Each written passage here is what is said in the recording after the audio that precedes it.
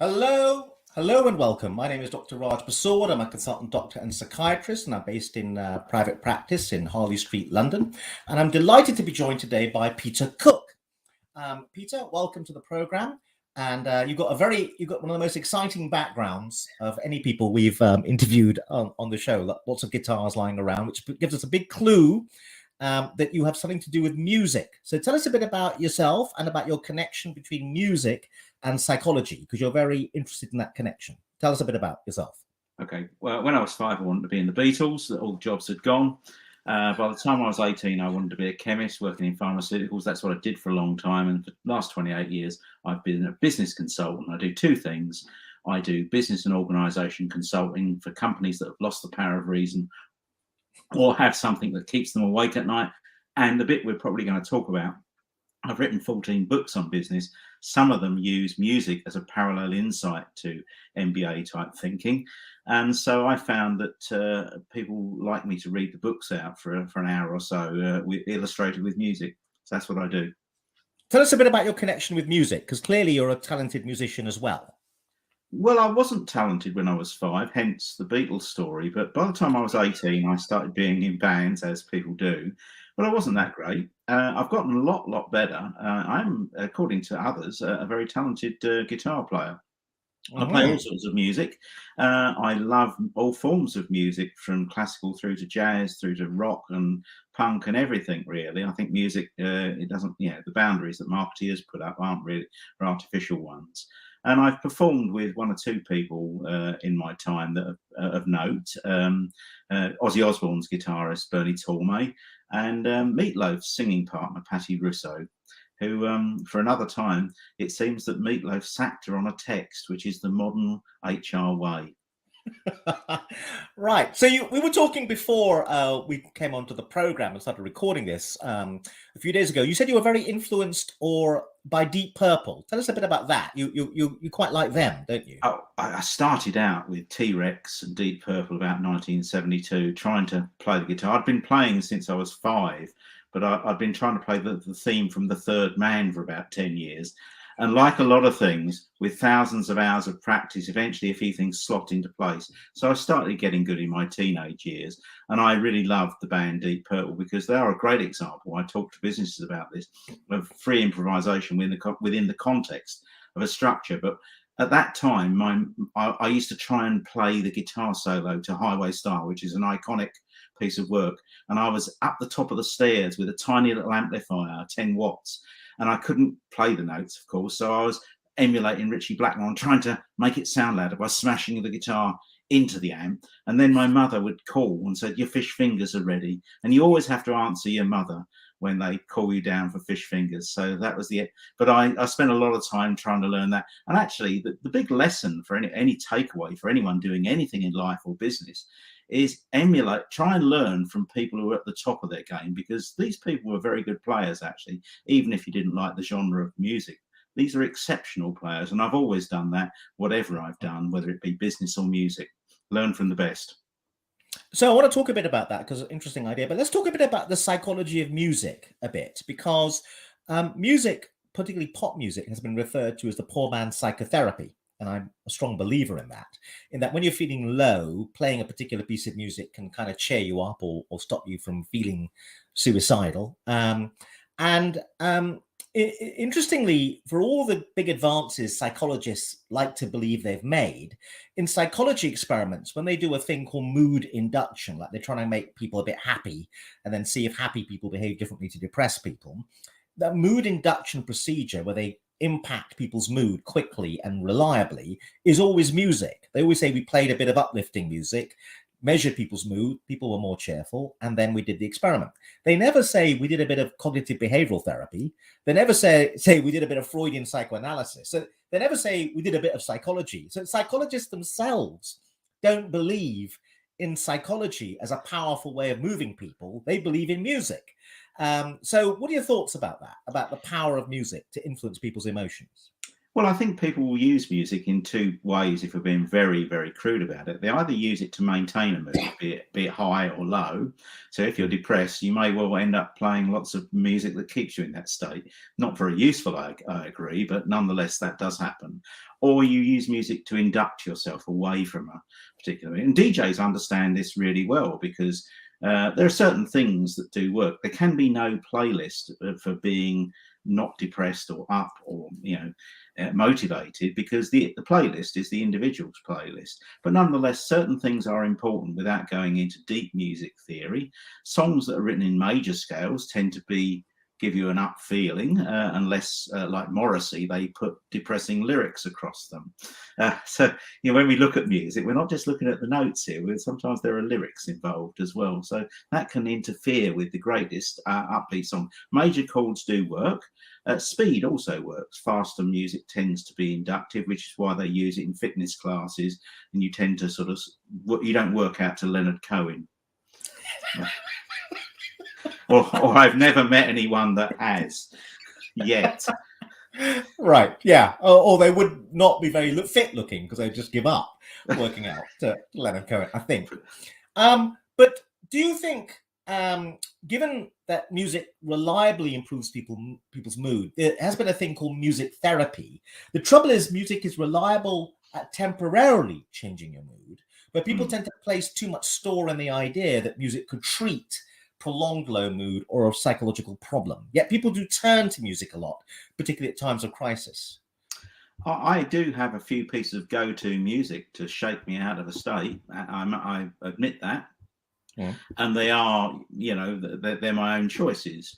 But of course, like everything, everything is temporary in a certain sense, because, life is busy. So, we're going along nicely and then something smacks us in the face or in the side, and we need to pick ourselves up recover from something.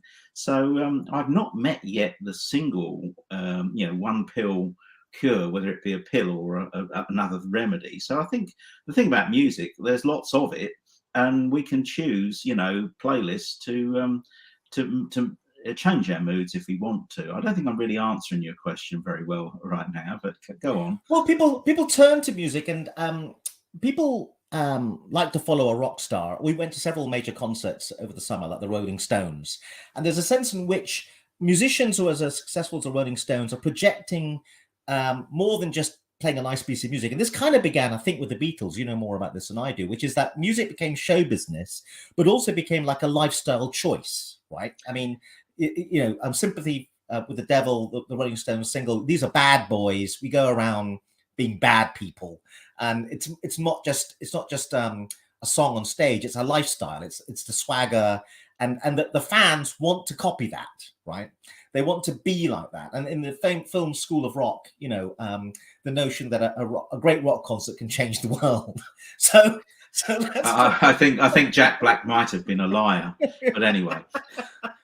So there's something very attractive, isn't there, about music, a pop music song that we love, following a pop star, and the fact that people want to they buy into the idea that music is selling a lifestyle, and they buy into that a lot more in music than maybe a Hollywood film or something like that. So there's a deep power to music at that level, I think. They do, and of course, music is you don't have to then buy the artist's dream and their foibles and fancies. You can consume the music and that's all you have to do, whereas in other walks of life you have to buy the whole thing. So I think that's very attractive for people to just buy a t-shirt and then you belong to the band and you follow them, but you don't have to agree with their philosophy on lots of other things. For example, Morrissey has put forward some very doubtful views about life and philosophy, but I still like his music. So I don't think that's you don't have to buy the whole deal,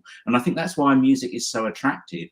You can sort of select the music out and you can leave the artist behind if you don't like them. Actually, that's you don't have to buy the whole show, actually. But there is also something about being at a live concert or being at an event with the artist. For example, in my case, I have a Prince t-shirt on. I'm not terribly emotional as a scientist, having once been one, but when he plays, well, we used to play the solo to Purple Rain, the beginning note to that solo, the hairs would stand up on the back of my neck. And that's the sort of thing I think that music has the power to do, actually. It can just flip you into some alternative state, I suppose. Right. Now, you use music and you do some consultancy with organizations. Tell us a bit about that. Tell us a bit about the kind of problems people come to you with and what role, if any, that music plays in your consultancy work as a psychologist. Yeah. So I work on a number of parallel insights using music, and many of them, but not all of them, are about psychology or the way that organizations behave. So, for example, I often will talk to companies about cognitive dissonance. This is where two ideas are jarring in your head, opposing thoughts. But often in boardrooms, there are quite a lot of opposing thoughts about what they should do with their strategy.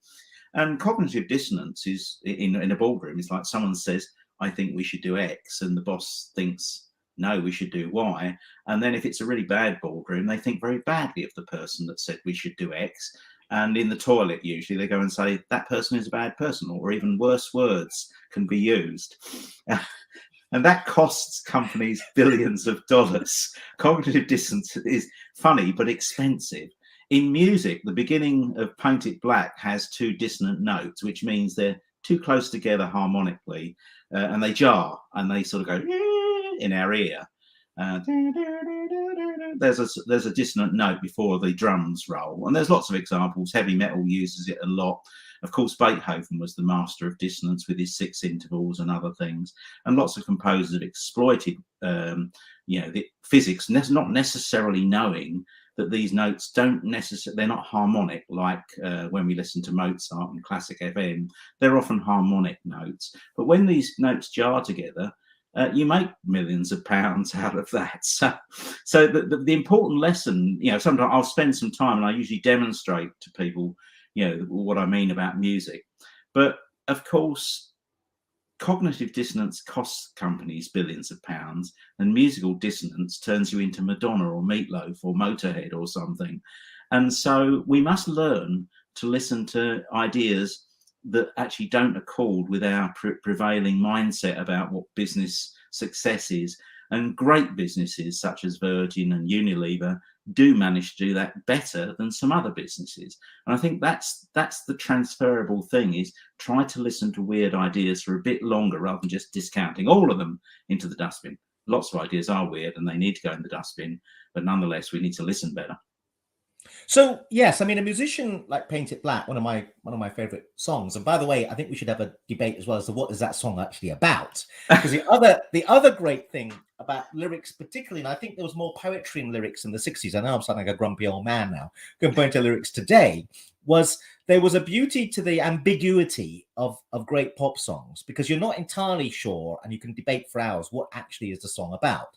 Whereas a lot of modern music, there's no ambiguity at all. And there's something very interesting about the ambiguity, because you're allowed to project your own meaning onto the song. And that means that it can mean different things to different people, and they can be absolutely convinced that their meaning is the correct one. But it leads to a very close psychological connection with the song when you're able to project, you know what I mean? Now, I always thought Paint It Black was a very good song about depression. And then someone told me, no. It's a bad trip. It's a bad drug trip, right? So I felt crushed that I've got it completely wrong, because I obviously regard myself as a genius, as a psychiatrist. But anyway, so what are your thoughts about lyrics now, the psychology of lyrics and the ambiguity, and what are they really about, and how they speak to us?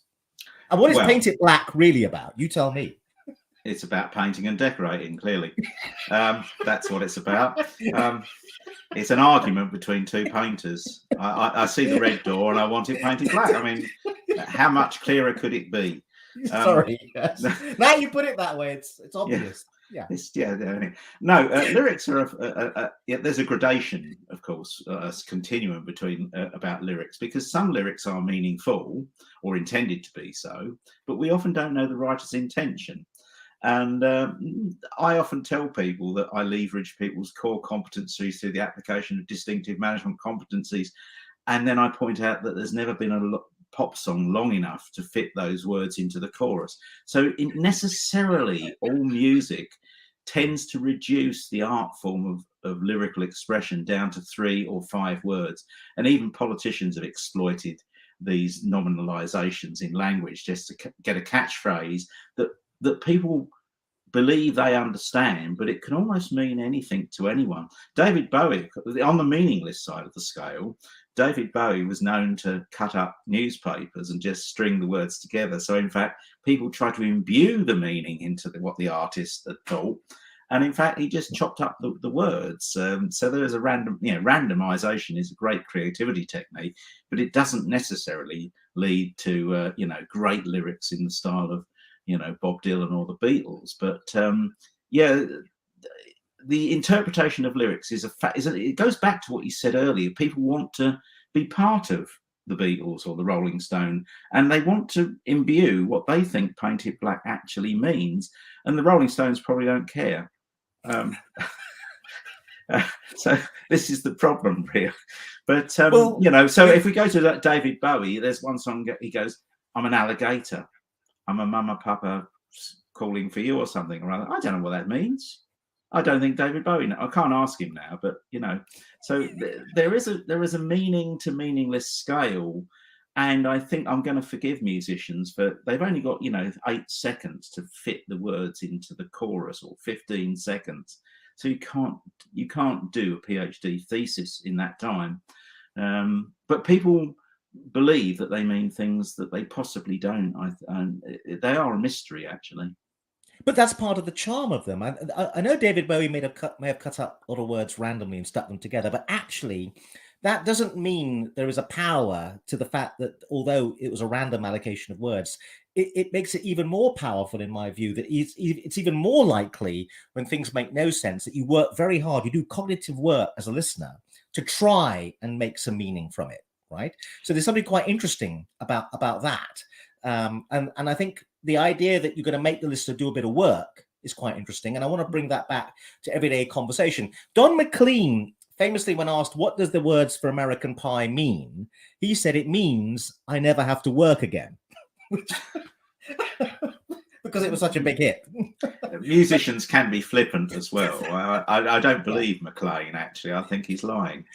Okay. Well, yeah, maybe. But let's talk a bit about, because actually there's a famous therapist called Milton Erickson who pioneered a kind of therapy that was very controversial called strategic therapy. And basically that was a fancy way of saying that he was quite manipulative, and it's controversial, and there's some ethical issues around the kind of therapy he was doing. But he often advocated, interestingly enough, saying things in therapy as a therapist that didn't make sense. Okay, he knew it didn't make sense, but he was willing to see what the patient made of what he said, what the patient would project meaning onto it, and therefore that would reveal something. And sometimes when you're not making much headway with a patient using rational, logical conversation, he believed just say something that made no sense whatsoever, but look serious, like it was meant to make sense, and then see what happens. So there's something quite interesting, I think, about that in everyday conversation, because in everyday conversation, we're trying to think, what does that mean, what that person said?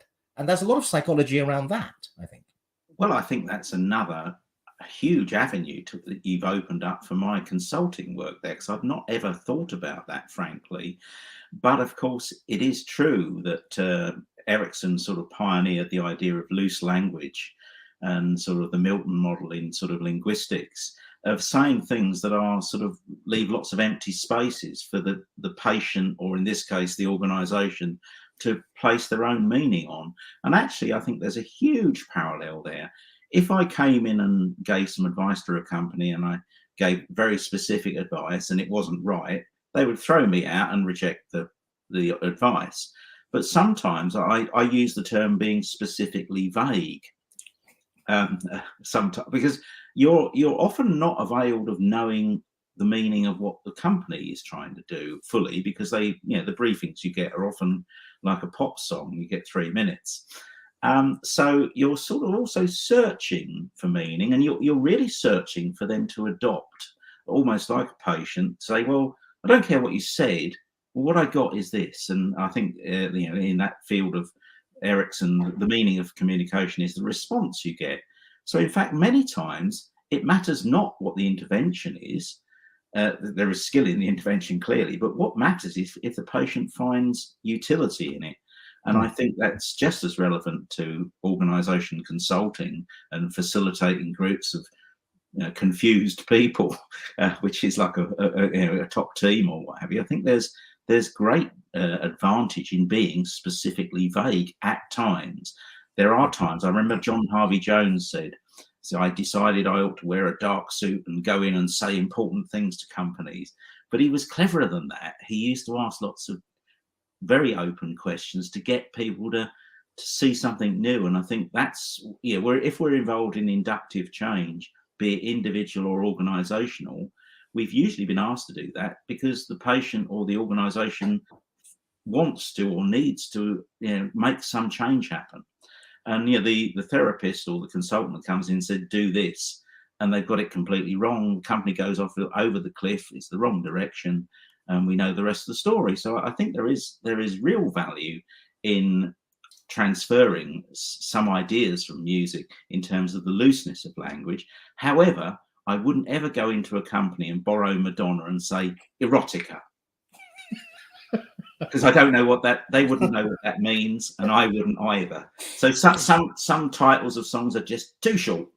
But this notion that at the heart of conversation between people is about meaning. So go back to the example where someone in the boardroom objects to the boss's idea. The boss has an idea. You were talking about cognitive dissonance. Someone in the board says something different, which seems to oppose. The boss is thinking, what does this mean? Am I dealing with a rebellious character who wants my job? Am I dealing with, what does it mean? The fact they've come up with a different idea or objecting to my idea. Does it mean they think I'm stupid, etc., right? So sometimes the pursuit of meaning doesn't help people really understand each other, because they're constantly thinking. If the boss is always thinking about power and obedience, they'll interpret everything that's said within that framework. And so they're always thinking, what does this mean in terms of power and dominance? So one of the issues, if you're interested in personal change, to what extent are people actually interested in personal change, I think, as well. But anyway, this notion of what is really behind what people say is at the heart of psychiatry. People come back and report conversations to me, the husband said this, the wife said that. And I go, yes, but what did they mean when they said that? And that seems like a very strange question to a lot of people. Anyway, what are your thoughts about that? Well, I was working a while ago for a company where it had gone further than people just saying random ideas to the board and getting ignored or vilified. It had got to the point where they thought it wasn't worth offering any valuable insights or ideas. And that's a terrible position for a company to have, where nobody opens their mouth. And they brought me in and asked me the question, how could we get people to be less frightened of the boss? And the straightforward answer is, well, replace the boss. But that probably wasn't the one they wanted to hit, and how could people, do these ideas? So it is terribly important, actually. It's very important to open up the channels. And of course, on the other side, it's also important for the people trying to say, I think there's something we need to pay attention to, that they should advocate their idea in ways that the boss can hear. So that's a skill in itself. And if it's something terribly challenging, I often recommend that people launch it much earlier on, so it has 2 or 3 goes before anyone has to do anything about it. It's what I call the Columbo effect. You sort of go in and say, I wonder if I've just got to go and walk the dog. Just be rather understated about the idea rather than push, because if someone feels that their position is powerful, the worst thing they could have is to be undermined by some git that's got some view that they don't know what they're doing. So there's an art in advocating upwards actually as well. But if you can start early. I used to work for a chap called Professor Trevor Jones, who ended up being the president of the Association of British Pharmaceutical Industry. And he felt that no one was listening to pharmaceuticals in Whitehall. So that was why he moved from the company that I worked to the ABPI. Now, Trevor he had a sort of 3 in trays like we used to have, but he had a tray that was the too difficult pile. So he would put stuff in there that there was the ground was not fertile for the idea at this point, or someone needed to be removed, or something was blocking it. And he would regularly go to this in tray to look for things that weren't at the right time for some reason. And I think, incubation and recycling of things is very important. And bosses and CEOs have to be open to that, actually. And so do the employees that suggest things, because sometimes it is the wrong time to do the thing that they want to do. And sometimes, it's just because someone finds it inconvenient. So you're in a way acting like a therapist to companies, because companies come to you and they want help to bring about a change of some kind, a bit like an individual might. Yeah. But at the heart of the therapy problem is usually what a person needs to do in order to produce the change is blindingly obvious, right? You don't need to be Sigmund Freud. What's more interesting is why people can't see the blindingly obvious. So classically, a woman is depressed. Why are you depressed? My husband beats me up every night. How long has it been going on for? 10 years. Well, the solution is blindingly obvious. You need to leave the loser, right? Or reporting to the police, but leave probably. And then the issue is why people can't see the obvious. The answer might be, well, he brings me flowers the next day, right? And I often say things like, well, no one ever marries a complete monster. There are always one or two redeeming features. It doesn't mean you should stay. So how do you tackle or do you have experience of this problem that actually what a company may need to do is blindingly obvious? They're resisting the blindingly obvious for some reason that's very difficult to shift because it's right in front of them, but they can't see it. And the more interesting question is, why can't they see it? Well, in fact, I don't think I've ever described myself as an organisational therapist, but it may come after this session. But I do a lot of therapeutic interventions, that's true. But what I haven't mentioned is to get people to a point where they're willing to listen, I do adopt the standard keynote sort of input. If they want to learn about innovation, I will give them the best input on innovation I can give. And I will populate that with some insights from music to get their synapses moving to a point that they're more receptive to listen to the difficult thing. Because if you go straight in, or if you only go in with the and how would it feel if you knew what the answer was to innovation, my bottom would be tanned and my bills wouldn't be paid. So you can't go straight in with that. In fact, so I think there is a place for the expert input, but then the careful questions about what they've heard. So I often do a hybrid sort of approach to this, give them something that sort of is on firm ground, takes them a little bit further away from where they are and puts in lots of suggestions. Milton Erickson, and then ask lots of questions and then wait and incubate and what have you. So if I go in to do my serious work, I go in as a catalyst in small doses over time. My involvement tails off as their involvement picks up. But often when I'm doing the hour, of course, there just isn't time for that to have happened. So I try to build in a sort of a feedback loop and something later on so that they can have time to have thought about it rather than just thinking, yeah, it's really good this, but we don't run our organization like AC/DC or Bruce Springsteen. So therefore it's all irrelevant. What I'm constantly told is the thing you said about that, I didn't understand it at the time, but suddenly they've done something about it. A classic example of this, which did happen at the time, it's long enough ago now to mention, I think, is I did some work about 15 years ago for Unilever in Rome. And I took a band out with me and they wanted a serious masterclass about marketing before dinner. And then they had dinner and a few glasses of something. And then we had a jam session. And I set them a task because they were a team that were fragmented by countries and they were randomized into teams. And I asked them to write songs about things that got them out of bed at work. Or it was a bit more specific than that, but it was specifically vague, I think. One of the songs they did was a remake of Like a Virgin by Madonna. And they had dressed up to do this and performed it in the style of Madonna, actually, in the gondola, which entertained me at the time. And the person who commissioned it said it was the best piece of work he'd ever had. Marvelous moment of togetherness. But what I didn't know was 3 months later, they had been searching in their discussion, what should we do for this song? And someone said, why are we bothering? This was the ice cream team, by the way. They said, why are we bothering to think of a new jingle? Because the Cornetto advert was the single most successful advert for our products we ever had done. And as a result of that, they brought back the Cornetto advert. It's your fault. It's my fault, but I mean, that paid for my evening of hotel bill, I think. Yeah, they said, this, we didn't see it at the time, but in fact, what you did was make us see what you just said. What's blindingly obvious was there was a good campaign, and all the young people saying, well, we have to do something different. And sometimes different is not always that different. Yeah. So you're very brave, though, to go and make them do weird things like write another version of Like a Virgin and have a band and stuff. I mean, that's very gutsy. You never get into trouble with corporations who think you're not really taking the brief seriously and you're not a proper person because you're not doing a PowerPoint slide? Oh, I do PowerPoint to make sure if there's not something on the ground that looks like familiar thing.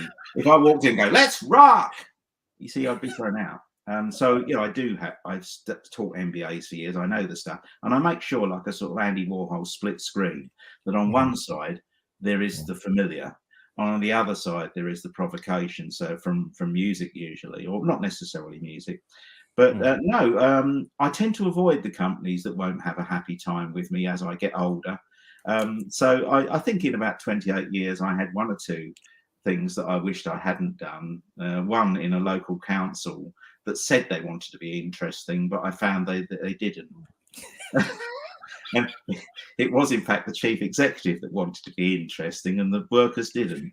And it didn't go terribly badly wrong, but she was she was a headbanger, actually. She just wanted to bash them into. Back to our therapy conversation, she wanted them to do it, and they didn't want to do it.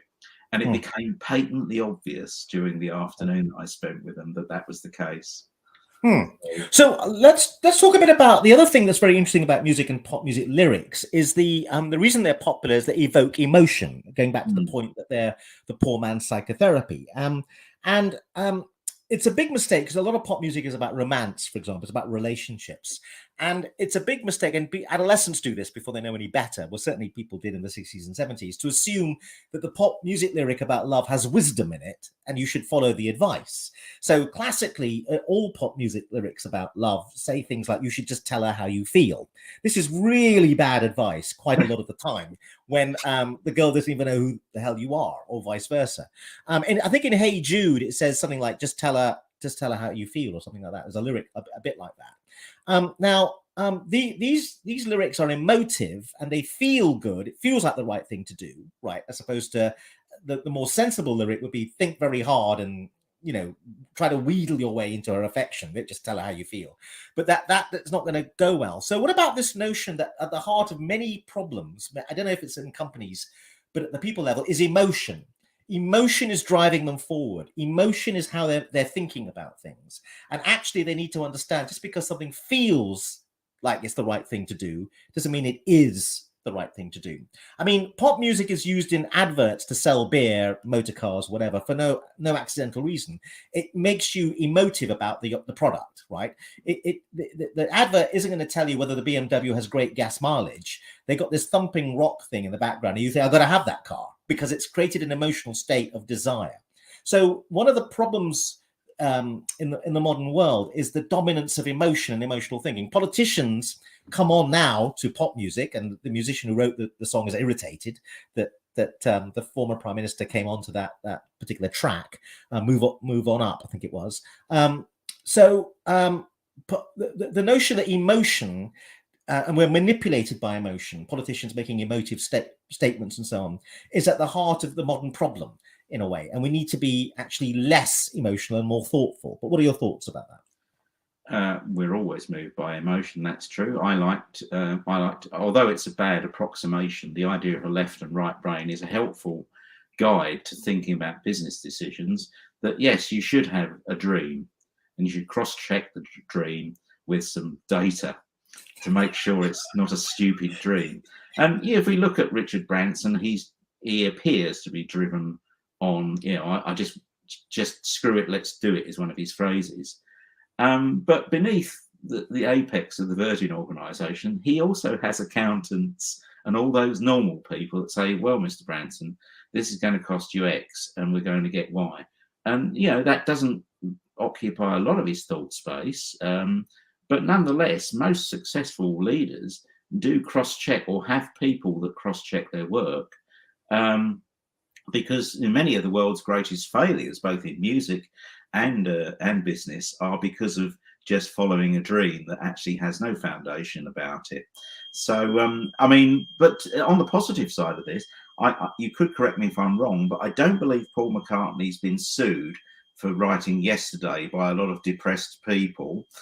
I don't think Madonna has been sued for, Holiday is making people go on holiday.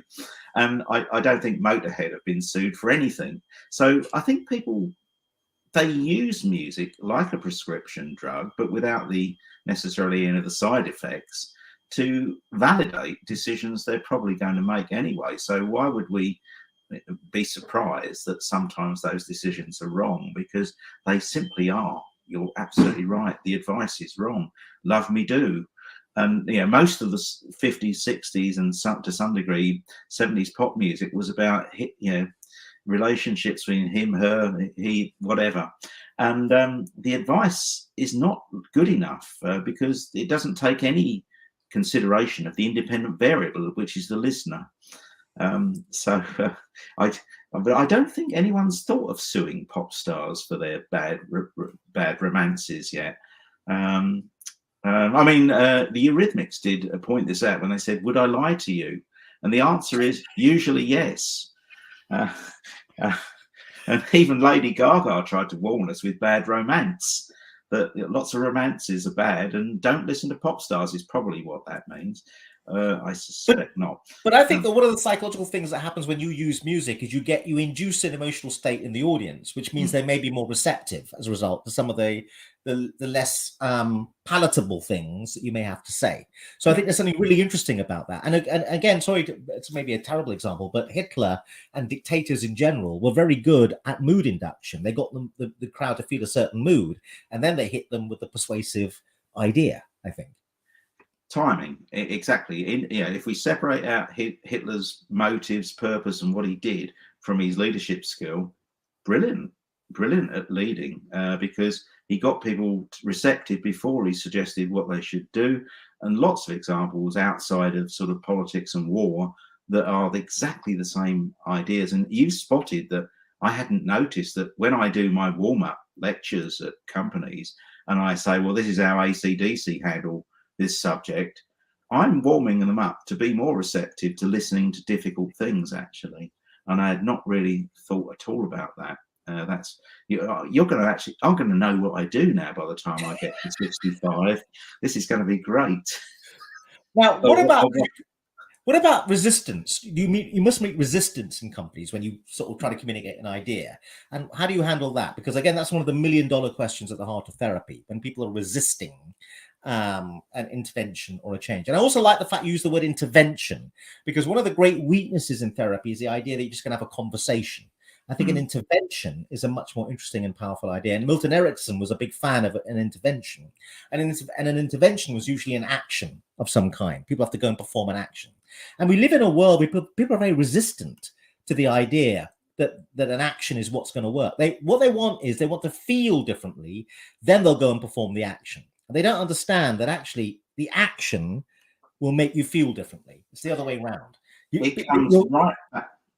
Your kids will say, "I don't feel like doing maths homework, Dad," and then you go do the maths homework, and then you'll feel like doing maths. And it's never a good sell, but there's a deep truth to it. Anyway, over to you. No, you're absolutely right. In fact, I'll refer back to another recent project. The answer to your question in one word is preparation. Is the mother of all outcomes really in this area. So I was talking to a company, I won't name them, and they were saying they wanted me to come and spend an hour talking to them about something, and I was happy to do that. And I said, well, what is it you want to have happened after I've left? Or when I take someone's order, I always want to know what happens, usually long after I've gone. But why am I there? Not to entertain them, but what is to happen afterwards? And I spent a lot of time on that question, and they said, oh, well, it's interesting you've asked that question, because we had something similar 3 years ago from someone, and we didn't do anything about it. I said, well, that's bad. I said, I'm happy that you've invited me here. I'd love to take your money, but I don't want to do a repeat performance. I said, because actually what I do is like having a bath having an inspiring talk. It's like having a bath. And that's what I said. I said, eventually you need another one. And this sounds crass, but that went round. We're in a boardroom. There was about 7 people in it, and the one who made the decisions thought that was very wise. And I said, look, at no cost, I'm going to insist that I write up what we did at the thing, give it back to you, so you can give it to the people that spent their time giving all their ideas up. So that validates their input. And 3 months later, we'll spend some time from all the things you did of picking out, I don't know, a vital 2 or 3 things that you think will make a difference. So without that feedback loop, it is just inspiration. And I said to them, look, I said, I'm really good at what I do. I'd love to come and speak to you, but not if it's not going to make any difference. So I think you have to start with the end in mind, I think, is where I come back to. And it begins at the first discussion as to how it's going to be. And to quote the Rolling Stones, I have occasionally said, I'm going to tell you how it's going to be, because people have an impression I'm going to come in, break bits of wood, set light to things, have people dancing on podiums. And I said, well, no, that's entertainment. We can do that afterwards.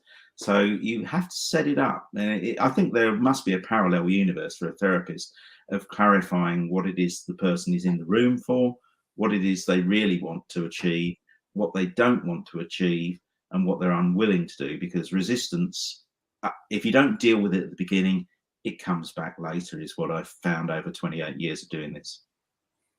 Now, what about the organizational psychology of pop bands themselves? You mentioned Deep Purple, and you know much more about Deep Purple than I do. A great, great band, I think from the 70s or maybe even the 60s, but obviously still around to some extent. But they, if I remember correctly, I think you told me this, they kept breaking up and then kept reforming.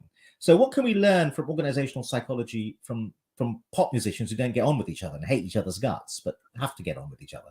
Well, I do talk about classical orchestras where there is sort of structure, where there's a section and you keep people apart. So the string section are kept apart from the drums section. But in rock bands, you don't have 40 people. You have often 3, 5, 7 maybe.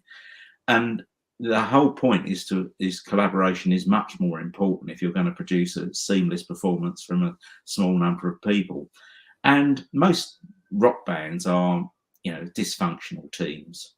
So people say to me, what can we learn from rock music? I said, well, one thing you learn is not to copy, Deep Purple. but usually they're held together by someone called a manager. So if they can't naturally stay in the same room together, like Oasis and what have you, management can help them produce. And the Beatles is a really good example. Had the Beatles been held together for longer, who knows what they might have achieved. But instead they, partly due to girlfriends and things, they decided that they could all do their own thing on their own. And that's how we got Wings, the band that the Beatles might have been. But the 2 incendiary figures in Deep Purple were Ian Gillan and Ritchie Blackmore. That's the singer and the guitarist. And pathologically, sometimes singers are only interested in their fans, and the guitar parts are just to fill in the space between the vocals. If you see a rock song as a cynical piece of architecture, so there's insane amounts of jealousy can develop. And if these people have big egos, sometimes they're not always extroverts, but they have big egos. And so the conflict between Gillan and Blackmore meant that the band split up before it had reached its full potential. They tried to get back several times, and in the end, there are certain things that rock musicians do that mean that you can't have them in your band. And walking on and then walking off at the first song halfway through, which Ritchie Blackmore did about 15 years later, they finally sacked him and said, he may be the best guitarist in town, but we've got someone who's actually reliable. And see, those kinds of figures are difficult to manage at work because, yes, you do need experts in research and development, but you may want to put them in a room on their own to work, because they're not always team players, and they may have certain, difficult behaviors or egos. But in a rock band, you can't avoid that. They can't produce music without each other, and so they do spontaneously combust from time to time. What about again, great musical pairings like Lennon and McCartney, Richards and Jagger? Is there a sense in which, again, companies and people and families and relationships can learn something from the fact that sometimes the most creative pairings weren't people who necessarily got on that well with each other, but they competed? Often there was a bit of hostility, but there was a competitive hostility through which creativity came from. People tend to think of creative as a positive process. It can be a negative process. You could be competing and trying to do the other person in, as it were, and that leads to creativity. Well, competing upwards leads to the Beatles. Prince is not paired with another person to write his songs, but he's often paired off with people to work with his band, and he sets them the goal of being better than him. So that kind of competition is terribly helpful. I think Lennon and McCartney, for a period of time, managed to pull that off in ways that others only dreamt of.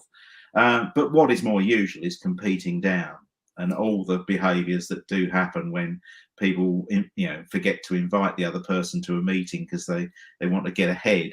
That isn't terribly helpful. But if you can, so there is some advice you can learn from music on this, and that is to compete upwards, to try and, not outdo, but better, and build on what's going on. And there's the simple technique of yes and is the creativity technique. You hear someone say something, yes, and I'm going to add something to that. That's sort of helpful competition. But it is, in toxic companies, it's more usual to have the other sort, and that, of course, ultimately leads to the death of the company in the same way as the band breaks up. So what about another interesting concept in psychotherapy and psychology, which is the concept of insight? So, I mean, to use a crude analogy, I play a lot of tennis. I'm quite a competitive tennis player. I'm often playing with people who seem to have no insight that they're useless at tennis and they oughtn't to be on the same court as me playing mixed doubles. They're delusional in their notion of their ability. And there's a lot of that around. So at least Lennon and McCartney, when they thought they wrote a great song, were often correct. It was a great song. It is also true that some of the albums are littered with songs they obviously thought were great that were not that great. What about this notion of insight that we have to have some insight into the fact that we think we're a genius, or we just created a genius idea, but we have to test that, as you said, cross-check it with the world. And there is an issue with egos and so on about insight into whether something's really good or something's not that good. I want to go back into your tennis moment. This is not the therapist chair, but what are you gaining from playing with people who are rubbish? No, that's not a real question. Well, I get paired up with them at the tennis court. All tennis clubs do this. You get allocated to people randomly in a thing called club games. And basically my argument is they shouldn't be in club games at all because they're not of the relevant standard. Anyway, it's a bugbear, but it's an analogy to that often we meet people in life who are doing a job and they have no insight that they're useless at that job. No, that is problematical, and I suppose we only have to look at popular comedies like The Office and stuff like that to see how that can pan out.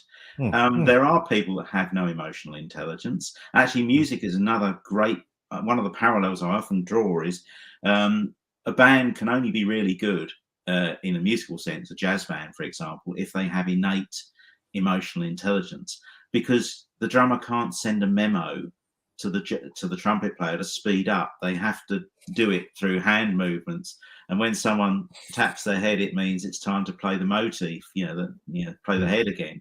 So actually, great musicians and great leaders are both are intelligent in both ways. So they're masters of their own skill, be it music, be it tennis, and they're seeing how they impact on others. But there are people like David Brent in The Office, and the beauty of that comedy is he isn't terribly good at anything, but he thinks he's brilliant at everything, and he has no antennae on the world, and therefore this hapless character runs through life, messing up other people's lives, and because he's slightly charming, some people forgive him for that. Can you develop emotional intelligence? Well, sometimes you can when someone gives you a whack over the head and says you're fired from the band because you missed, all the cues. But life, and sometimes life does that in business. But people are tolerated, and it's coming back to your tennis example. I'm sure the person that's playing tennis with you, if you're very good, is delighted because they're actually learning at the feet of giants. So there's got to be some room for that as well, hasn't there? Well, interestingly enough, going back to tennis and golf, both things I'm passionate about. I'm a bit better at tennis than I am at golf, but at least I have some insight, I think, into where I am. What I find fascinating is usually the people who are not very good are the ones who complain the most about the other players on the court, right? They've been hemorrhaging points right, left, and center. They've hit the ball into the net 10 times in a row, every single tumble. Then you hit the ball into the net, they stare at you and they glare at you. And they say, what the hell? What's going on? Why'd you do that? And you think to yourself, there's a slight asymmetry here. So I think there's a really interesting point about insight into how good we are. It's a very touchy subject, but a lot of people are not very good.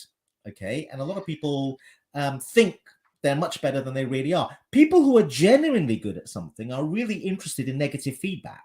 They want to know how good are they really, and they invite it. They say, let me know how I can improve. And they're not hurt or defensive by you saying something about how they could improve their presentation.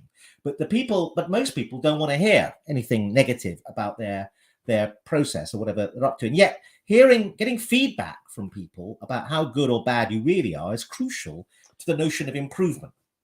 Well, starting with organizations, they have devices to deal with this. I mean, benchmarking and anything that's like a ladder, you can, where you can judge yourself organizationally or personally, and appraisals are a way of trying to improve people's insight by telling them you're really good at that, but you haven't shown up at all this year. And so that's a problem. So organizations have analytical means of measuring oneself unemotionally, because obviously if the emotion creeps in, the hearing sort of disappears. But I'd give one example from a personal basis of playing music. I'd play music out to learn and get better, and I will ask for feedback. And I often try to play with people that I don't know rather than playing the familiar songs with the people who do know. There's no learning in that. So if I go out, I won't decide what I'm going to play until I've seen who's there. And people find that curious. But I was at a place a while ago, and some guy, I've known him for years, and he isn't good. I mean, he really isn't good. He's still trying to learn the first 3 chords of something. And he said to me, as a matter of interest, how often do you practice? And I said, well, there's the problem. I said, I don't practice at all. And he was horrified. I said, if I did practice and if I had learnt to read music, I'd be so much better than where I am now. I said, that's a fantastic question. And I didn't ask, well, I'd found out by default that he'd been practicing E, A, and D, the 3 basic chords, for 20 years, and he practices 3 hours every day in his bedroom. And I've often pointed out to people that another parallels, if you have no innate skill in a subject, practice won't get you anywhere very far. But actually, the thing that I'm a bit lazy about, I'm innately good at music, and if I had practiced more, I'd be brilliant. And I've had lots of conversations with very good people who get that, actually. And this is the thing about, but not practicing the same thing. I think it's the Arnold Palmer thing, not necessarily practicing the same strokes, trying to learn new things. When I was about 40, I got so bored playing rock music because it's the same mouse wheel. So I tried to learn gypsy jazz, Django Reinhardt and things like that, because you play in different scales, you play a different sort of guitar, the whole thing, you have to approach it. And one of the things I've discovered with Ozzy Osbourne's guitarist, Bernie Tormé, who's a renowned rock musician, but he has a number of acoustic instruments, Irish acoustic instruments, and he's got a sitar. And I said, why do you play that? He said, well, you have to approach it completely differently. You learn more. So it's the same thing, actually. So yeah, we can get insight from others, crudely, accidentally, and sort of sometimes, callously. because I think I finished that guy off by telling him I never practiced. I think that was the end of his life when he found that out. But You were better than him. organisations use spreadsheets to do the same thing. Yeah, but come on. I mean, appraisal is a classic get-out clause because people in appraisal aren't really that honest with each other. We live in a world where actually in conversation, we can't anyway often be as honest. I don't know whether there was a time in the past where people were brutally honest with each other, but isn't that one of the key issues that we need to, you talk about preparation, in a way, need to pave the way for honesty. I mean, people do it briefly and badly. They go, "Can I be honest with you?" And you feel like saying, "No, lie to me." We live in a world where honesty, brutal honesty, would be really helpful if we could be open to it and we could learn from it. But people are so easily offended that we can't be honest. But people who are genuinely close with each other, genuinely close friends, can dare to be honest with each other. I mean, it's maybe one of the tests of what a true friendship is. And often when I'm doing that, I will often say, look, I feel we have the kind of relationship where I can be honest with you. I'm paving the way, letting them know something's coming down the railroad track that they may not want to hear. But isn't there an issue? I mean, when these companies call you in, one of the reasons they're calling in an outside consultant is that you've got free license to be a bit more honest about something people within the organization may not be able to be honest. Because you're in and out and you can leave. You can do the brutal honesty, and they're kind of paying for that in a funny kind of way. So isn't that a big issue in life? It can be. I did have someone who pulled me up in I won't name the company again, but it was a big international mining company. And she said, she was an internal consultant. She said, "I've never seen anyone speak to the vice president like you have." And I said, "Well, I used to be an internal person and I understand that." And we had quite a long conversation about what you can get away with if you're in the relationship for the long haul versus what I could do and just make some casual observation, which didn't seem as bad as, well, it wasn't bad, but didn't seem as confrontational as she thought it was. So I do think and then a hallmark of doing that, I'll rush to Prince again. Prince has like a sort of, it's like a sort of escalator of a sort of, what do we call that thing where things go round? Carousel. He used to have a carousel of artists, and he would sack them, and then they would come back again. So the worst thing you can do is sack someone, and usually that is the end of a relationship. If you can do it, and then they come back again and again and again, and quite a few music artists are quite good at that. It says something deeply about how the relationship is. But you're absolutely right. Saying "Can I be honest with you" is like a line from a pop song, really. So I think you have to build the relationship really strong if you're going to tell someone something personally that they don't like. And the hallmark again is if they still are prepared to speak to you.